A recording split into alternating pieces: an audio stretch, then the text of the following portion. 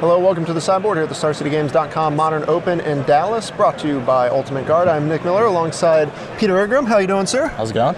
You are on a tear in the Modern format. The Modern format's been very kind to me. Me and Nahiri have a very special bond. You won the Open with, of course, Jeskai control. Yes. Then you top forward the Classic last week.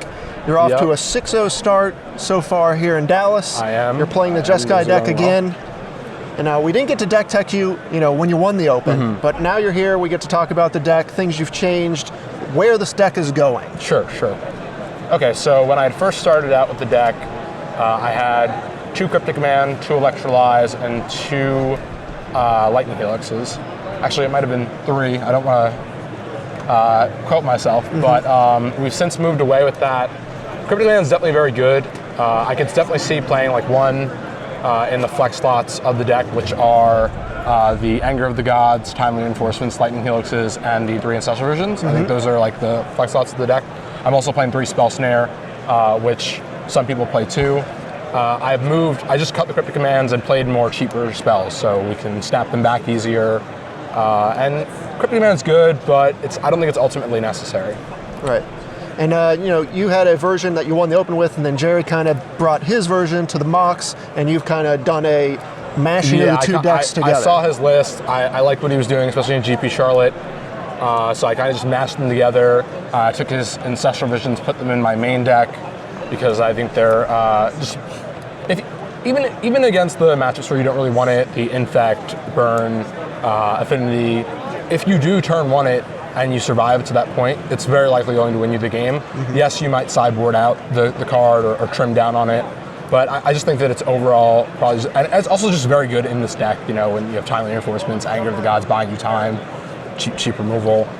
So I really liked what Jerry was doing. There were some things that I still liked, like Celestial Colonnade, for example. I'm huge on that card. I know he only plays 2. I played 3, it's not that huge of a difference, but Celestial Colonnade, I feel like, is so important, such a key cornerstone to the deck. Yeah, when you combine it with all your burn and the Snapcaster Mage burn package, it seems like you just get to close these games out of nowhere. Yeah. Even if you don't have the whole Nahiri package happening. Sure. All right, so you said your flex slots are the Visions, the Lightning Helix, Anger, and the Timely, but the core of the deck has stayed pretty much the same. You've got your remands, you got your mana leaks, your spell snares, Snapcaster Mage, a bunch of good removal. That's all stayed the same. Cheapest removal in the format, best bang for your buck, cheapest counter spells again.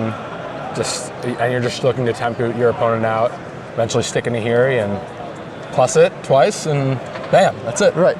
Yeah, that is what is so important about this deck, is Nahiri you play it, they have 2 turns to do something about it. If they do not, you get to play Emrakul. And oftentimes, them doing something about it is lightning bolting it, which is just delaying the inevitable, and I'm fine with that.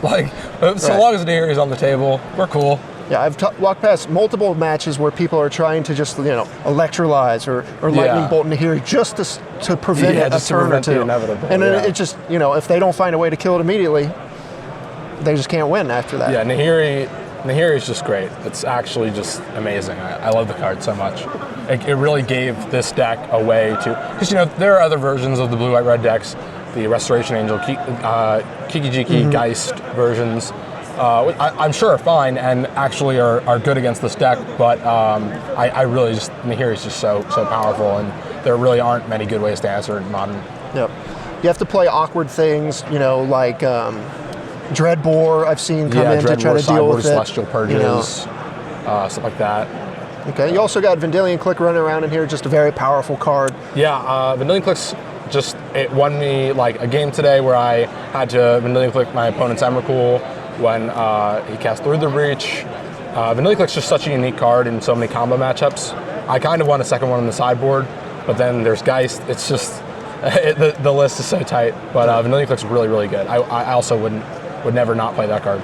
Now, I imagine you didn't play many mirror matches in the Open you won with this deck, but the deck is kind of raised in popularity. How do the mirror matches work out in this? Surprisingly enough, I actually haven't played many mirror matches.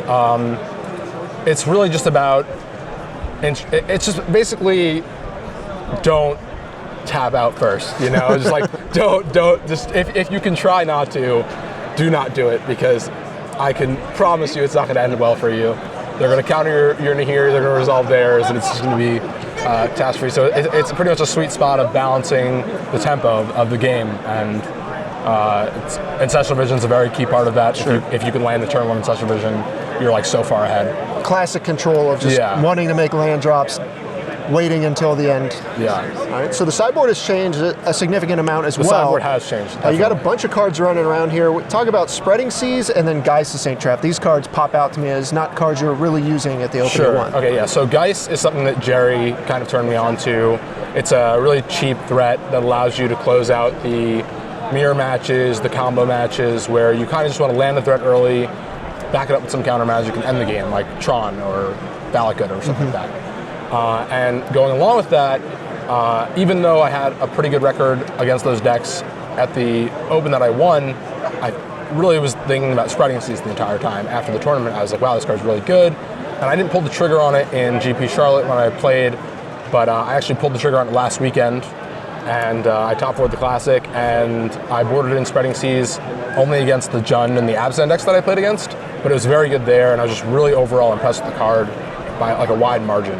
It's just such a unique effect, and it really lets because the deck sometimes has problem dealing with lands like Raging Ravine or Inkmoth Nexus or against Valakut, where you need to slow them down a bit. Yeah, there's a ton of decks in Modern that rely on their specialty lands. Sure, yeah. And this card shuts them all down.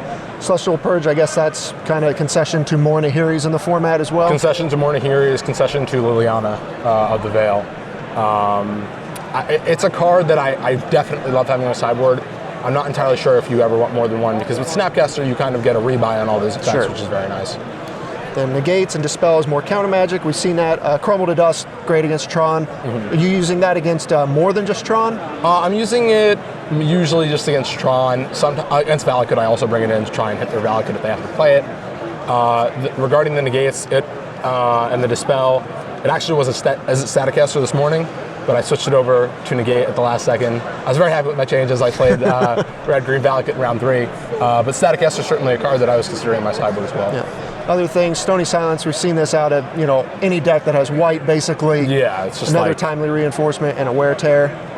Just your kind of catch-alls and life gain. Yeah, I mean, Stony Silence is so good against obviously Affinity, but then there are games against Tron where you play it and they just they can't. I played a game against Tron where I played it and they just played 4 mana stars or whatever you call them, and they just did nothing. And it's just a really good catch-all to have. And same with the wear and tear. Like I would never not sideboard one. Well, you're doing great with the deck. What would it take to get you off of this deck at this point? Or is this kind of where you just want to be in Modern? It's kind of just where I want to be in Modern, honestly. There's no matchups where I'm really afraid. I think that the Tron and the Valakut Scape Shift decks with Primeval Titan are probably the worst matchup, but I have game against them. The deck has a lot of play to it, and I never feel like I'm really just getting crushed. I just think the deck's great, and people should play it. Deck's great. You heard it right here. Pete, thanks for joining me on the sideboard. Stay tuned to StarCityGames.com all weekend long for the action here in Dallas.